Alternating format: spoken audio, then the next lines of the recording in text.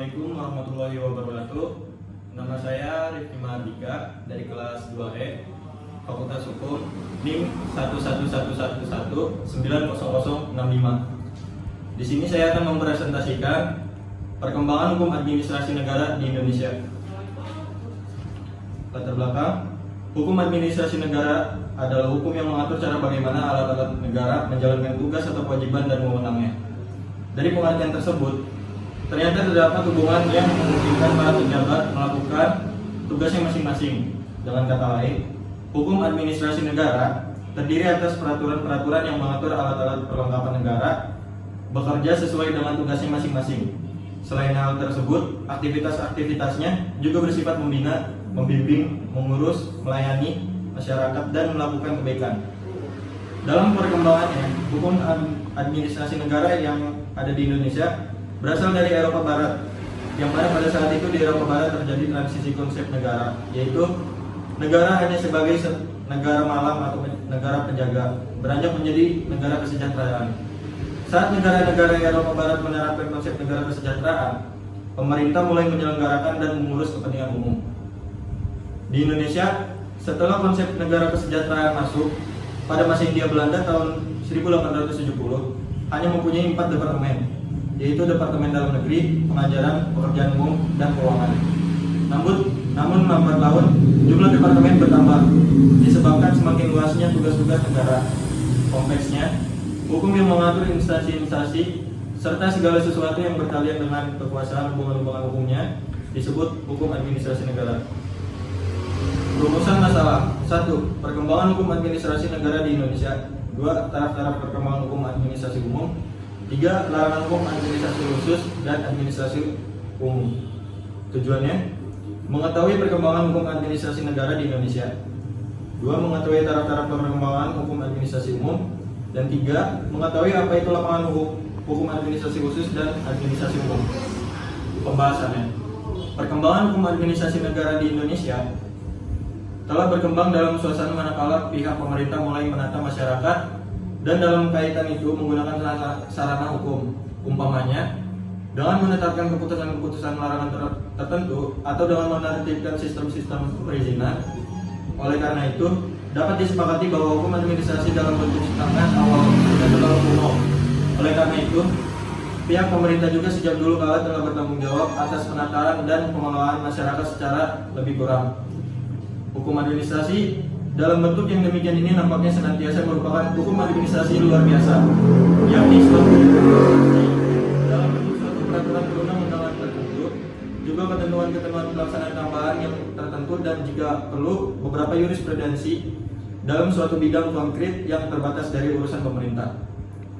Dalam perkembangannya, tugas-tugas pemerintah itu orang dapat melihat bahwa pada berbagai urusan pemerintah itu terjadi suatu penumpukan dari pengeluaran aturan dan keputusan-keputusannya. Dengan demikian, terjadi bidang-bidang hukum administrasi yang luar biasa yang merupakan lebih kurang sebagai yang berdiri sendiri. Hukum perpajakan, hukum pencegahan atau hukum lingkungan, hukum pengaturan lapangan, dan seterusnya.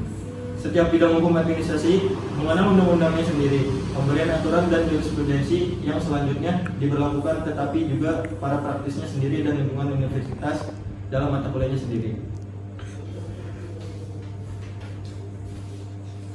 Perkembangan hukum administrasi umum boleh dikatakan baru saja tumbuh di banyak negara. Secara garis besar dapat dikatakan bahwa baru sejak Perang Dunia Kedua mulai berkembang hukum administrasi umum yang sedang giat dilaksanakan di banyak negara. Bergerak dalam tiga taraf secara berturut-turut.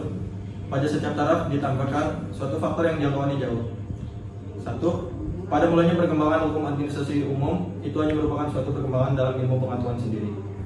2. Perkembangan kedua yang penting dimulai dengan diperkenalkan peradilan administrasi negara. Yang ketiga, perkembangan yang ketiga timbul manakala perbuatan undang-undang memutuskan dengan tujuan menyelaraskan tindakan-tindakan pemerintah untuk mengadakan pembuatan undang-undang umum, yakni aturan-aturan yang sah dalam garis besarnya berlaku bagi pelaksanaan wewenang tertentu. Perkembangan perundang-undangan umum memungkinkan pembangunan dari hukum administrasi umum secara menata. Memang perundangan-undangan menuju selanjutnya pada perbuatan aturan-aturan dan jurisprudensi ilmu pengetahuan akan dapat lebih memusatkan diri secara khusus kepada perundang-undangan umum itu. 3 taraf perkembangan hukum administrasi umum yang tadi diuraikan itu biasanya dalam kurun waktu dilihat secara berturut-turut. Namun hal itu tidak selalu demikian. Jika kita memperlakukan ajaran 3 taraf itu pada hukum administrasi umum di Indonesia, maka dapat dikatakan bahwa dengan dibentuknya peradilan administrasi negara, maka telah mulai dilaksanakan taraf yang kedua, lapangan hukum administrasi khusus dan hukum administrasi umum. Yang dimaksud dengan lapangan hukum administrasi khusus adalah peraturan-peraturan hukum yang berhubungan dengan bidang tertentu dari kebijaksanaan penguasaan seperti contoh hukum atas tata ruangan dan hukum perizinan bangunan. Sebaliknya, yang dimaksud dengan hukum administrasi umum adalah peraturan-peraturan yang tidak terikat pada suatu bidang tertentu dari kebijaksanaan penguasa. Dengan demikian, pengertian hukum administrasi hukum khusus dan umum janganlah digadukan dengan silabus hukum administrasi seperti terdapat dalam buku Profesor Kuncoro Purboranto yang berjudul Beberapa Catatan Hukum Tata Pemerintah dan Peradilan Administrasi Negara, yang menguraikan silabus HTP umum dan HTP khusus. Lihat halaman 14. Demikian juga silabus HTP berdasarkan kesepakatan para pengajar mata kuliah HTP dalam mulanya mengelompokkan HTP umum ilmu khusus di Fakultas Hukum Universitas Airlangga. Bukanlah suatu pembagian yang didasarkan pada suatu kriteria hukum administrasi, tetapi isi bagian tersebut sekedar pengelompokan dan penyebutan pembeda dalam rangka pembagian tugas mengajar. Untuk menelaah masing-masing bidang hukum administrasi tersebut, yaitu hukum administrasi khusus dan umum, uraian berikut akan mengetengahkan masing-masingnya dalam suatu subparagraf sendiri. Terlebih dahulu akan diketengahkan tentang hukum administrasi khusus dan disusul dengan uraian tentang hukum administrasi umum. Urutan demikian didasarkan atas kenyataan bahwa yang ada pertama adalah lapangan-lapangan hukum administrasi khusus. Dari lapangan hukum administrasi khusus itulah kemudian dari elemen-elemen umum, yaitu elemen yang terdapat dalam tiap lapangan khusus tersebut. Elemen yang demikian itulah yang kemudian membentuk hukum administrasi umum. Penutup. Kesimpulannya, pada masa pemerintah kolonial Belanda, peranan administrasi negara masih sangat terbatas, terutama sebagai alat untuk menjaga keamanan dan ketertiban hukum bagi usaha pengumpulan sumber daya dari bumi Indonesia untuk kepentingan pemerintah dan rakyat Belanda.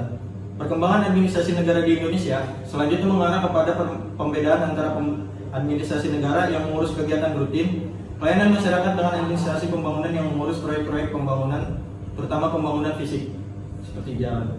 Prioritas pembiayaan ditekankan pada administrasi pembangunan, sedangkan kegiatan administrasi negara yang bersifat rutin kurang mendapat perhatian. Perkembangan hukum administrasi umum boleh dikatakan baru saja tumbuh di banyak negara. Secara garis besar dapat dikatakan bahwa baru saja sejak Perang Dunia Kedua mulai berkembang hukum administrasi umum sebagai bagian dari ilmu hukum.